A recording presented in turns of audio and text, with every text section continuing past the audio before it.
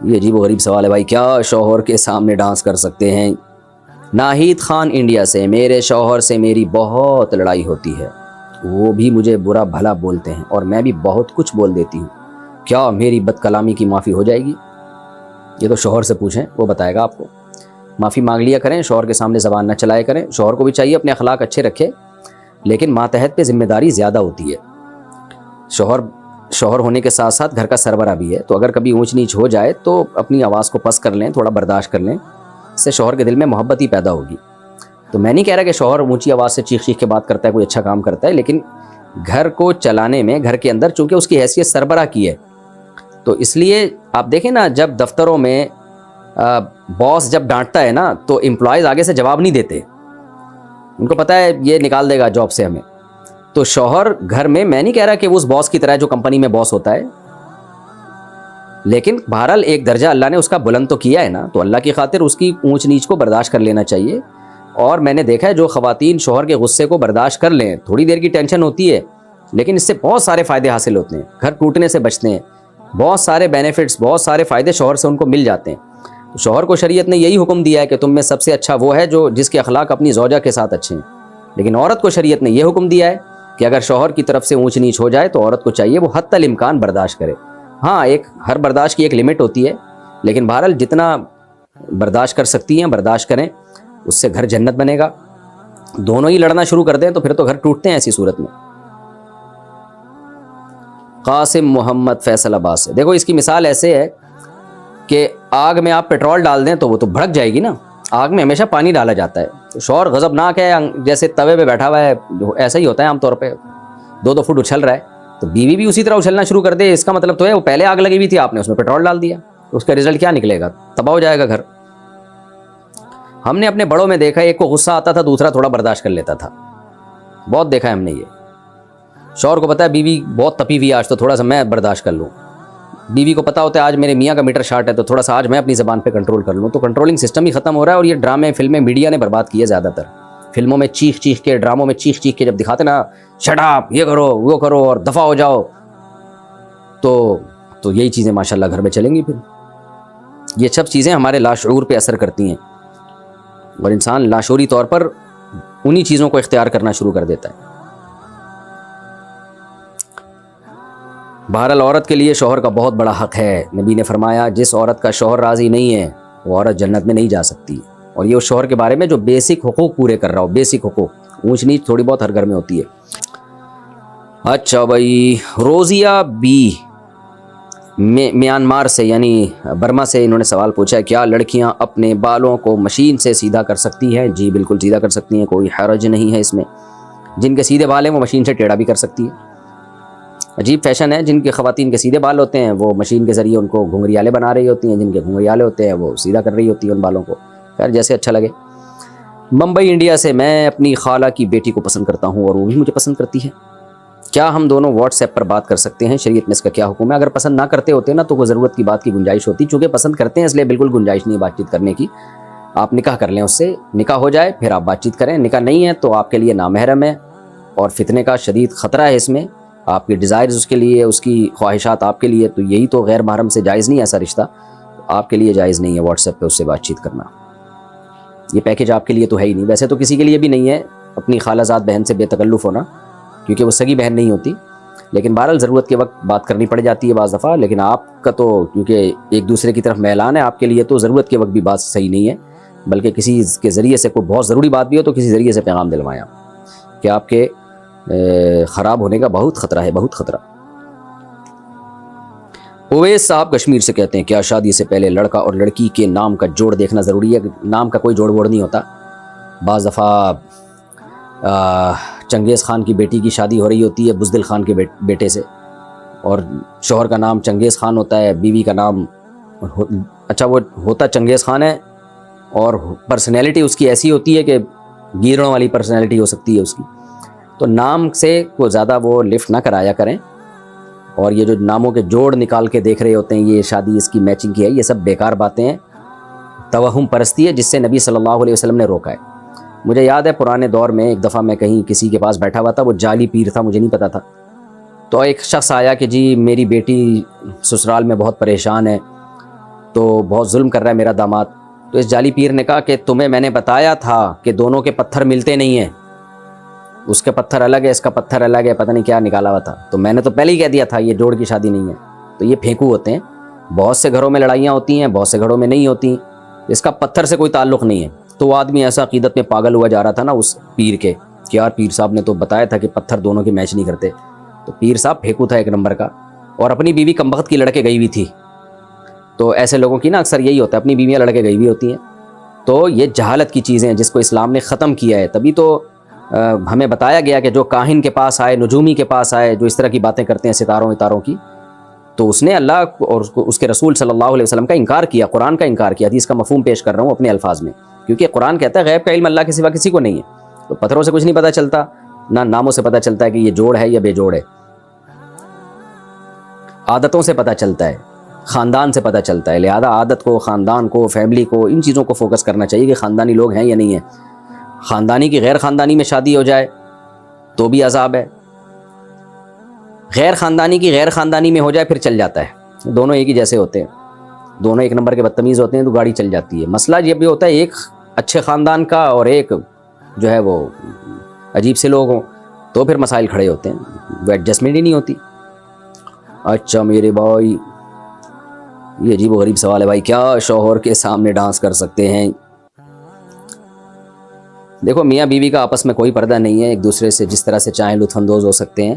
شریعت نے کچھ پابندیاں لگائی ہیں میاں بیوی پہ, وہ بہت دفعہ میں بتا چکا ہوں, وہ شریعت سے ثابت ہیں اور وہ اجماعی مسائل ہیں, ان کو دوبارہ تذکرہ کرنے کی ضرورت نہیں ہے. تو جب میاں بیوی ایک دوسرے سے ہر طرح سے لطف اندوز ہو سکتے ہیں تو میاں بیوی کا معاملہ ہے, جو چاہیں کریں بھائی. بعض علماء اسے ناجائز کہتے ہیں بیوی کا شوہر کے سامنے ڈانس کرنا, لیکن اس کے ناجائز ہونے کی کوئی دلیل نہیں ہے. تو بعض بڑے متدین علماء سے میں نے یہ مسئلہ سنا ہے, وہ کہتے ہیں کہ اس کے ناجائز ہونے کی کوئی دلیل نہیں ہے. تو بعض دفعہ ٹھیک ہے, جو علماء ہیں, مشائخ ہیں, ان کا ایک مقام ہوتا ہے, مرتبہ ہوتا ہے, ان کو اپنی بیوی پہ بھی یہ چیز پسند نہیں ہے کہ وہ ہمارے سامنے ڈانس کرے. لیکن یہ کہ ظاہر ہے شریعت پر آپ اپنے مزاج کو نہیں داخل کر سکتے. ایک حیا ہونا ایک الگ چیز ہے, میاں بیوی کے مزاج میں حیا غالب ہو تو حیا تو جتنی زیادہ ہو شریعت اس کو پروموٹ کرتی ہے. لیکن شریعت نے ہمیں یہ بھی بتایا ہے کہ میاں بیوی کا ایک دوسرے سے پردہ نہیں ہے, وہ ایک دوسرے سے کسی بھی طرح سے جائز حدود کے اندر لطف اندوز ہو سکتے ہیں. تو اس عمل کے ناجائز ہونے کی کوئی دلیل نہیں ہے. باقی کسی کی طبیعت میں حیا کا بہت زیادہ غلبہ ہو تو اچھی بات ہے, حیا جتنی زیادہ ہو اتنا اچھا ہے بھائی. حسان امیتھی, قضا نماز میں کتنی رکعتیں پڑھنی چاہیے؟ 5 قضا نمازیں پڑھنے کا صحیح طریقہ بتا دے. بھائی قضا نماز میں اتنی ہی پڑھنی چاہیے جتنی ادا نماز میں, البتہ سنت موقدہ چھوڑ دیں, صرف فرض پڑھیں اور وطر بھی پڑھیں کیونکہ وہ واجب ہیں, حدیث سے اس کا لازم ہونا ثابت ہے. ان اللہ زادکم صلاۃ الا وہی الوتر, صحیح حدیث ہے. اللہ نے ایک اور نماز کا اضافہ کر دیا, وہ وطر ہے. من لم یوتر فلیس منا, جو وطر نہیں پڑھتا وہ ہم میں سے نہیں ہے. تو اس لیے دو رکعت فجر کی. ہاں جو نمازیں سفر میں قضا ہوئی ہیں اگر ان کو آپ اپنے مقام پہ پڑھیں گے تو وہ 2 رکعتیں ہی رہیں گی, وہ 4 نہیں ہو جائیں گی. اور جو نمازیں آپ کی مقام پہ قضا ہوئی ہیں وہ اگر سفر میں قضا پڑھیں گے تو 4 رکعتیں ہی پڑھیں گے آپ اس میں. مرچی کا پودا لگانا کیسا ہے, اور شریعت میں کیکٹس کا پودا لگانے میں کوئی برائی تو نہیں؟ کیکٹس میں نے نیٹ پہ دیکھا تو کانٹوں دار ایک پودا ہے, تو کوئی برائی نہیں بھائی.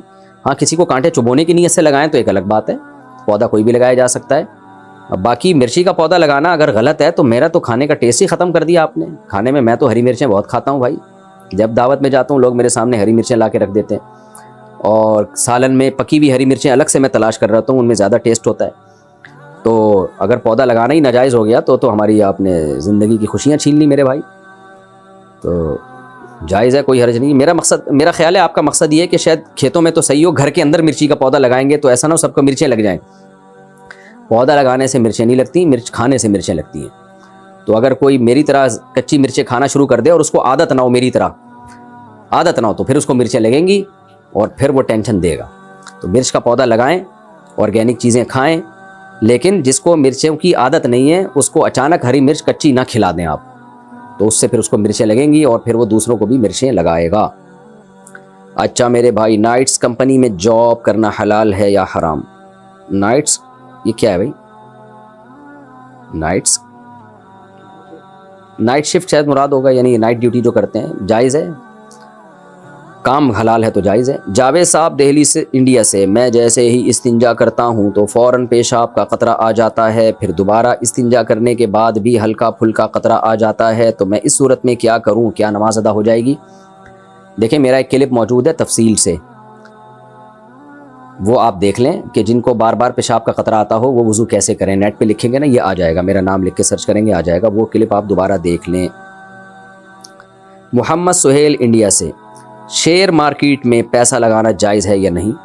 جائز ہے، اس شرط کے ساتھ کہ جس کمپنی کے شیئر آپ خرید رہے ہیں وہ کمپنی جائز چیزوں کو خریدتی اور بیچتی ہو۔ جیسے شراب کی کمپنی ہے، اس کے شیئر خریدنا جائز نہیں ہے۔ سودی بینکوں کی کمپنی کے شیئر خریدنا جائز نہیں ہے۔ تو اس طرح کی کوئی بھی کمپنی جن کا کام ہی حرام ہے ان کے شیئر خریدنا جائز نہیں ہے، باقی ان کے جائز ہے۔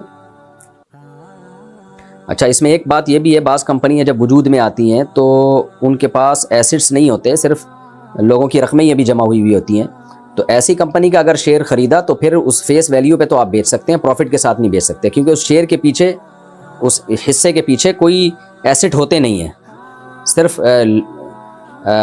رقم ہی ہوتی ہے۔ تو وہ شیئر بیچنا اصل میں وہ رقم کو رقم کے بدلے میں بیچنا کہلائے گا، اور شریعت کا حکم یہ ہے کہ جب آپ کرنسی کو اسی جنس کی کرنسی میں بیچیں، جیسے پاکستانی روپیے کو پاکستانی روپے میں بیچیں، ڈالر کو ڈالر کے بدلے میں، تو برابری ضروری ہے، پھر اس میں کمی بیشی جائز نہیں ہے۔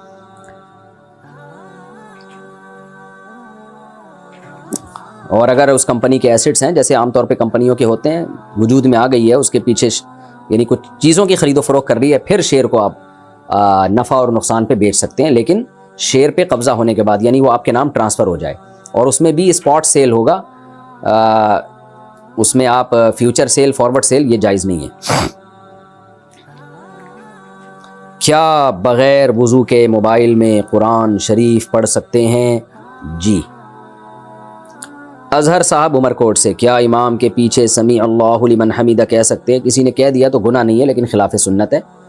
امام کہے گا سمیع اللہ لمن حمیدہ، آپ صرف یہ کہیں گے ربنا لک الحمد یا ربنا لک الحمد حمدا کثیرا طیبا مبارکا فی، یہ بھی کہہ سکتے ہیں۔ زوجہ منصور، کیا بخاری شریف کو حیض یا نفاس کی حالت میں پڑھا یا ہاتھ لگایا جا سکتا ہے؟ جی جا سکتا ہے۔ احتیاط، اگر کوئی بہت زیادہ حدیث کا ادب کرے تو بہت اچھی بات ہے، لیکن بہرحال جائز ہے۔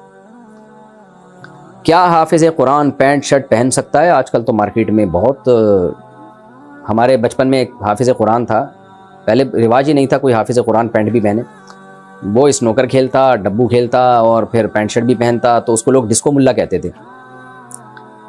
تو دیکھیں علماء کا لباس ہمیشہ سے ڈھیلا ڈھالا رہا ہے، سعودی عرب میں آپ جائیں وہاں کے علماء جبہ پہنتے ہیں، مسقط کے علماء ایک خاص قسم کی عبایا جبہ ہے، بڑا خوبصورت ہوتا ہے، قطر میں، پوری دنیا میں ایسا ہی ہے۔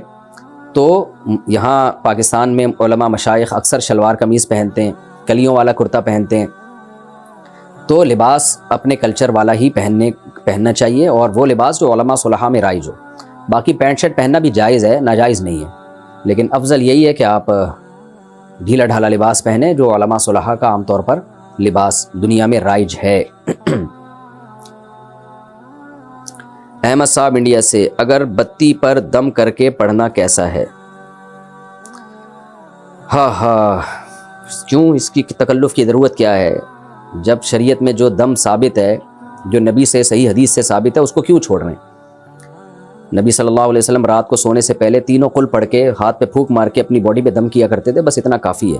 ان چیزوں میں آپ جتنا آگے جائیں گے وہم کا دروازہ کھلتا چلا جائے گا۔ میں نے ایسے لوگ بھی دیکھے کہ وہ پہلے یوں دم کرتے ہیں، سورہ فلق سورہ ناس پڑھ کے یوں کیا، پھر وہ انگوٹھے تک اپنے ہاتھ پہنچا رہے ہوتے ہیں، پھر پشت پہ بھی جہاں ہاتھ نہیں جا رہا وہاں بھی، کہ ایسا نہ ہو یہ جگہ رہ گئی تو یہاں کوئی جن چڑیل بھوت نہ چمڑ جائے۔ پھر جب ان کو تسلی نہیں ہوتی تو پنکھے پہ پھونک مارتے ہیں تاکہ وہ دم کی ہوا سب جگہ پھیل جائے۔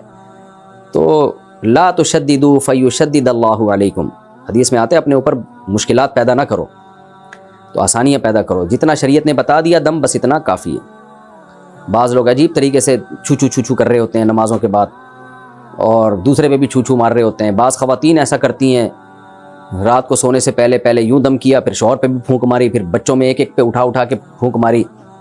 تو بس اتنا کافی ہے بھائی، ایک دفعہ بچے کو آپ سورہ فلق سورہ ناس پڑھ کے ایک دفعہ دم کر دیں، وہ تو اچھی بات ہے، بس کافی ہے اتنا ایک دفعہ، زیادہ اس میں وہم کرنا، اٹھ کے رات کو پھونکے مارنا اور پنکھوں میں پھونکے مارنا، یہ نہیں دیکھ رہے ہوتے کہ ایگزاسٹ فین لگا ہوا ہے، وہ ساری پھونک باہر نکل گئی ہے آپ کی۔ اب یہ وہمی لوگ میری یہ بات سن کے اور ٹینشن میں آ جائیں گے کہ یار ہماری تو ساری پھونکیں ضائع ہو گئی، مفتی صاحب نے تو ہماری پھونک ہی نکال دی۔ جتنا وہم کرو گے اتنا پاگل ہو جاؤ گے۔ اگر کسی شخص نے عمرہ یا حج کی حالت میں غلاف کعبہ کو چوم لیا کیونکہ غلاف کعبہ پر خوشبو لگی ہوئی ہوتی ہے اور احرام میں خوشبو لگانا منع ہے، تو کیا دم دینا واجب ہوگا یا نہیں؟ یہ بہت اہم مسئلہ ہے۔ لوگ احرام کی حالت میں حجر اسود کا بوسہ بھی لے رہے ہوتے ہیں اور بعض دفعہ غلاف کعبہ پر خوشبو لگی ہوئی ہوتی ہے، اس کو چوم لیتے ہیں۔ تو اگر آپ کو پتہ ہو کہ غلاف کعبہ پر خوشبو لگی ہے، یا پتہ نہ بھی ہو لیکن آپ نے غلاف کعبہ کو چوما یا ہاتھ لگایا اور اس سے خوشبو آپ کے ہاتھ پہ لگ گئی، اسی طرح آپ نے حالت احرام میں حجر اسود کا بوسہ لیا اور خوشبو آپ کے ہونٹوں پہ لگ گئی، تو یہ ٹھیک نہیں ہے، چاہے آپ کو پہلے سے پتہ ہو یا پتہ نہ ہو۔ عام طور پہ غلاف کعبہ پہ ہر جگہ خوشبو نہیں لگی ہوئی ہوتی۔ میں نے بھی الحمدللہ اللہ نے مجھے توفیق دی ہے حج عمرے کی، تو مخصوص جگہ ہیں جہاں غلاف کعبہ پر خوشبو لگائی جاتی ہے۔ نارملی غلاف کعبہ پر میرے ابھی تک جب تک جو میں نے اسفار کی اس میں نہیں، البتہ حجر اسود پہ خوشبو لگی ہوتی ہے۔ تو اس میں مسئلہ یہ ہے کہ اگر آپ نے خوشبو والی جگہ کو چوم لیا حالت احرام میں، تو مختلف اقوال ہیں اس میں کہ کتنی مقدار میں خوشبو لگنے سے دم واجب ہوگا۔ تو اس میں بنوری ٹاؤن کا فتویٰ نقل کر رہا ہوں۔ وہ فتویٰ یہ ہے کہ اگر بہت زیادہ مقدار میں خوشبو لگی ہے، یعنی آپ نے حجر اسود کا بوسہ لیا یا غلاف کعبہ کو چوما آپ نے، تو بہت زیادہ اگر تیز خوشبو ہے تو پھر آپ کے ہونٹوں کے 1/4 یعنی 1/4 حصے پر اگر خوشبو لگے گی تو دم دینا واجب ہو جائے گا، اور اس سے کم پہ اگر لگے گی تو دم واجب نہیں ہے۔ اور اگر اس سے یعنی بہت تیز خوشبو نہیں ہے تو پھر کیا ہوگا کہ پھر صدقہ واجب ہوگا آپ کے اوپر، دم واجب نہیں ہوگا۔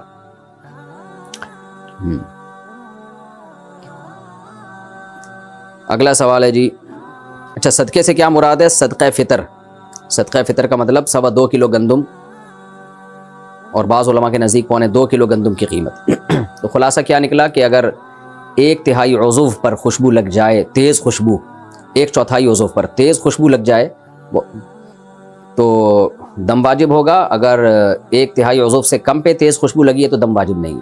اور اگر خوشبو ہلکی ہے، عام طور پر میرا خیال ہے ہلکی خوشبو ہی ہوتی ہے، ایسی نہیں ہوتی کہ آپ نے حجر اسود کو بوسہ دیا تو آپ کے ہونٹ سے بہت تیز خوشبو آنے لگے، تو پھر پورے ہونٹوں پہ جب تک وہ نہیں لگے گی اس وقت تک دم واجب نہیں ہوگا، یا پورے ہاتھ پہ جب تک نہیں لگے گی دم واجب نہیں ہوگا۔ تو ایسی صورت میں صدقہ واجب ہے۔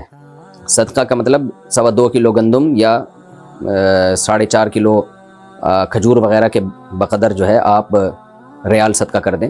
ویسے بھی جب ہم حج یا عمرہ کرتے ہیں نا تو واپسی پہ یعنی احرام سے نکلنے کے بعد چند ریال صدقہ کر دینے چاہیے، تاکہ احرام کے خلاف کوئی کام اگر ہم سے ہو گیا ہو تو صدقے سے اس کی تلافی ہو جائے۔ اور یہ نیت کر لینی چاہیے کہ مجھ سے کوئی احرام کی پابندیوں میں کچھ مخالفت ہو گئی ہو تو یہ اس کی یعنی اس کی تلافی ہوگی اس سے۔